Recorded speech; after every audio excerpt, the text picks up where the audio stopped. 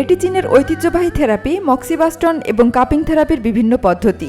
একজন ব্যক্তির তলপেটে স্বচ্ছ কাপের মাধ্যমে মক্সা ও কাপিং থেরাপি একসঙ্গে প্রয়োগ করা হচ্ছে।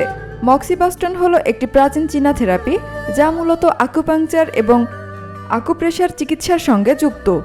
এতে শুষ্ক মগ ওয়ার্ড বা আর্টেমিসিয়া ভেষজ উদ্ভিদ পোড়ানো হয় এবং এর তাপ নির্দিষ্ট আকুপাংচার পয়েন্টে প্রয়োগ করা হয়। এটি সাধারণত আকুপ্রেশার বা আকুপাংচার পয়েন্ট উত্তপ্ত করতে ব্যবহৃত হয়।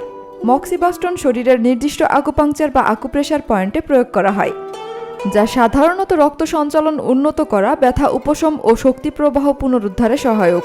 পিঠ ও মেরুদণ্ডে প্রয়োগ করা হয় বাত, পেশি ও স্নায়ুর ব্যথা কমাতে। পেট ও নাভির চারপাশে প্রয়োগ করা হয় হজম সমস্যার জন্য। হাত ও পায়ের সংযোগস্থলে প্রয়োগ করা হয় আর্থ্রাইটিস ও জয়েন্ট পেইনের জন্য। কান ও মাথার পাশে প্রয়োগ করা হয় মাইগ্রেন ও মানসিক চাপ কমাতে। পায়ের তালু ও আঙ্গুলে প্রয়োগ করা হয় রক্ত সঞ্চালন বাড়াতে।